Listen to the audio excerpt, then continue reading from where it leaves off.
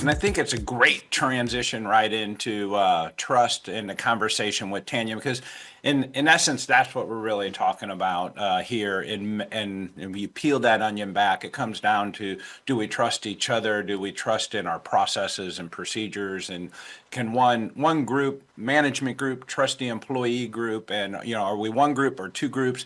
And Tanya, I'm going to invite you right into the conversation. Anything that you would add to that as we transition?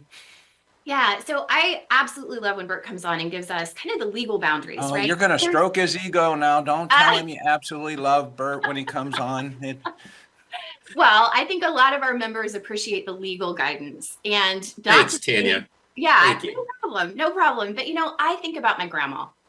And I think my grandma gives a lot of guidance in how we can show up and be leaders. And one of the key things that I was taught was be kind and be polite. So I went to authority on politeness and I said, I looked to see what Emily Post had to say about this topic.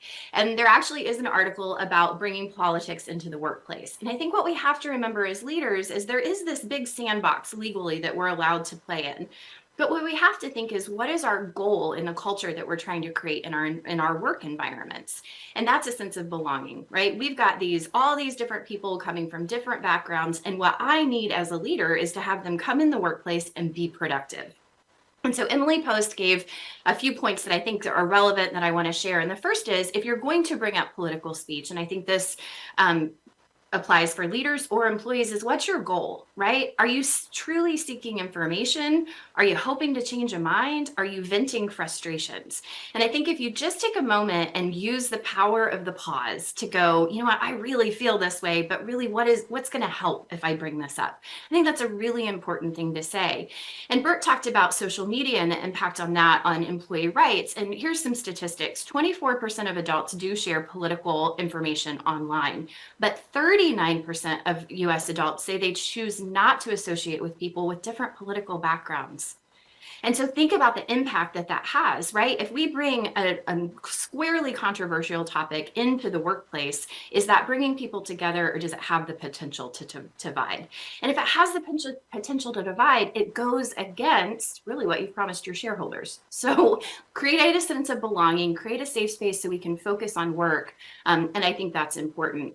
Emily goes on to say, well, Emily Post organization goes on to say, beware of the overshare, assume nothing, and then know when to agree to disagree. And I think that's the thing sometimes we have to step away. But I think that kind of ties into what we're talking about in trust. And so I thought these were some good guidelines that even though we may have the legal right to do something, we as leaders have to take a step back and say, what am I ultimately driving for and what's going to get me there? Absolutely. That's some very good insight into that, Nick. I don't know how the poll's coming. I'm going to give members and our listeners and one more chance to participate before we can take a look at those results. But Tanya, if I can maybe have you kick off a little bit more and tell us, every day you're working with either a group of our members, employees, or with the leadership team themselves. And I know they're struggling to resolve trust issues. Tell us, what you consider to be trust issues. When we say trust issues, it's a great big word. What does that mean in most cases with you? So it really takes on two different veins. One is maybe culturally we don't have a trust, right? And I've been on here and we've talked about that in terms of psychological safety. Do I trust that, I'm going to get the feedback that I need? Am I still going to have a job? Am I secure here? So there's that element that I think plays into trust. But really, when I was approached with what is trending right now and what I'm seeing in the surveys, it's really more related to leadership teams. And I think there's several reasons why we're seeing a struggle with trust in leadership teams. And believe it or not, I don't know how long we're going to point back to the pandemic, but I do think that it's the root cause in some of this, right? We distributed workforces, we hired new leaders, and we didn't go through that normal process of like getting to know each other and working. Or maybe you didn't bring a new person to your team, but everybody went into the mode of let's keep the doors open. And so we siloed our businesses in a lot of instances. We changed up processes without communicating. And so it does create this uncertainty. And when I'm going in and leaning in and working with leadership teams, there's still a lot of apprehension around, can I say this? And, am I safe? Are we going to change things? And I see a lot of territorial behavior among leadership teams.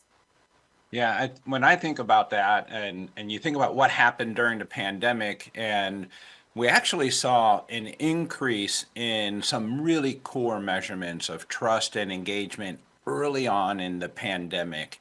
And most of that was related to, at least the information I read, was related to increased communication and leadership's engagement with the entire workforce increased. And therefore, the workforce trends improved. And then as we came out of the pandemic, it started to decline, and it declined further. It reverted back, Bert. Wait. Phil, you called me out there. So I I'm have setting to you up here. explain Yeah. this. I have to explain it.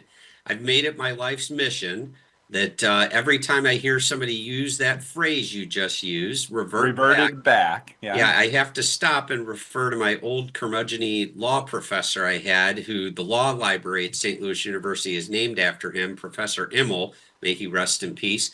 But he would literally, if people would say revert back in the middle of class, he would stop and he would freeze and he would look at the person and shake his head and he'd say, well, I should hope so. I've never seen anything revert forward. So there you go, Phil. Did he have a phrase for when we're progressing ahead or progressing forward? Yeah. I bet he would. Yeah, I bet he did as well. So Phil, we don't revert back. We just revert. So we reverted, and our revert, either way, we went backwards. And our results now are actually less than they were, 10, 15 years ago.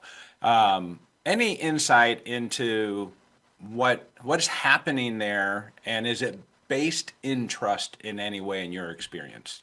It absolutely is based in trust, but I think there's something more fundamental than that even, and that is communication. When we all didn't know what was happening, I mean, I think if I'm right, this program was happening daily, right? Because things were changing so often, right? We were hearing from, going back to our political leaders at all levels, right? And so we were all communicating. I mean, I set up a family call to check in on my grandma daily, right? And so we were working, my grandma's been part of the show a lot, but but thinking about We got to get your grandma on this show. she would love it. She's great. But thinking about just when we communicate, there is transparency. And when there's transparency and vulnerability, because how often did leaders come on and say, I don't know? That was powerful. That was powerful to say, I don't have all of the answers, but we're working on it. And I think too often in leadership circles, it's a really scary thing to say, we don't have the answer right now.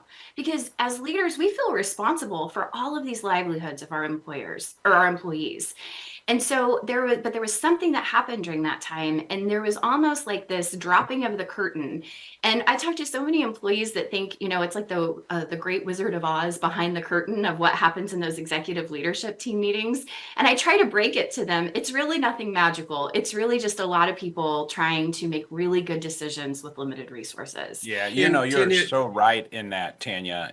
There isn't a magic that occurs in those rooms. And I've been a part of some very large global organizations in the leadership room. And it is a group of people trying to make the best decisions they can with whatever information they have, intuition, their gut. And when you have to go out and express and say, I don't know, the reason that's so scary is that people expect you to know, and they criticize that you don't know. Right? It's like you get criticized for, how can you not know? I would think that would be one of the first things you would discover. I don't understand how this is not a price, and you get really criticized. And it takes a lot to stand up and go, I don't know, I'm not sure, don't know when I'll know, we're working on it.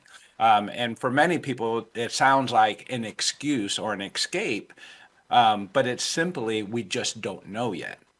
Well, I want to bring up one point here, and this is really how I see employers being able to build trust with employees. It's okay if you don't know, but what you don't want to do is ignore the issue. And what Tanya said is very important. You tell the employee, I don't know, but I'm going to find out.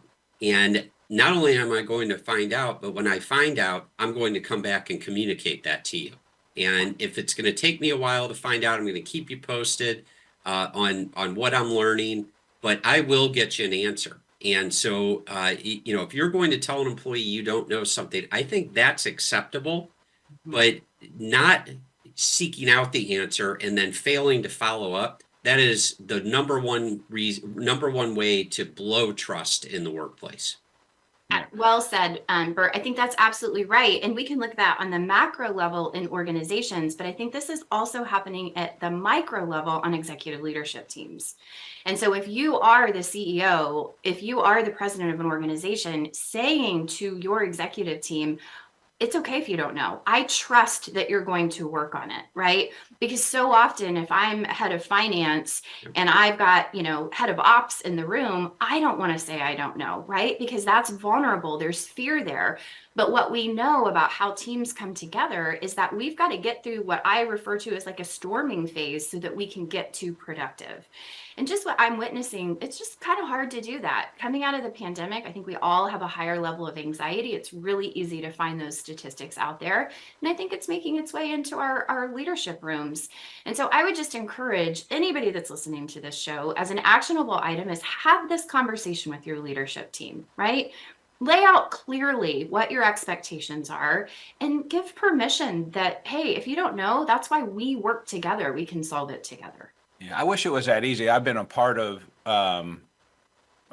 conversations where someone may say, I don't know, or maybe I've said, I don't know, or someone says it to me, I don't know, as the CEO. And while I don't think I've ever said this, I know I've had it said. Well, I pay you to know, you better go find out. Mm-hmm. Right? I mean, that's not an unusual response from somebody who's feeling pressure and needs information so they can make the best decision. And that right there, then, I mean, the moment something like that occurs, your trust is going to be eroded and it's going to be very difficult to recover. And then people start to create their opinions as facts. And that becomes really scary when, we have jobs and businesses at stake that are employing lots of people. I would say it's not just scary, it's irresponsible. Because, and I'll go back to the original thing from the post, Emily Post site, right? What is the goal of the conversation? And we as leaders have to be able to execute the pause. And what I mean by that is things are going to get emotional. There are high stakes everywhere. But good leaders define themselves by being able to take a beat and say, okay, what is the next right thing that I need to do to advance whatever this problem is? And that, in my mind, is what leaders get paid to do. They navigate in uncertain times. So Tanya, what is it that you're doing when you're working with our members to help regain, rebuild, or create more trust in the workplace? What is it that you and AIM are doing there? I come in and ask the hard questions. Don't say I don't know either. That's not okay. I make uncomfortable situations, right? I go in and try to establish my trust, right? We do that by doing the surveys. I get to know the leadership team. I clearly articulate where we are and where we want to go, right? And I get people to come along with me. We acknowledge we have a problem. We acknowledge there's a gap between where we are today and where we ultimately need to be the most effective team. And then we do the hard work. I have heard a counselor say, in the Shawshank Redemption, he didn't walk out the front door, he crawled through the sewer, right? And sometimes to get to trust, to get through that, it's a little ugly. But I can tell you leader after leader has said, you have to keep coming back because you make it uncomfortable and you ask the hard questions. So Phil, that's what I'm doing. And I think what helps, and I know this from speaking with our members after you've worked with them, is that you do establish trust very quickly.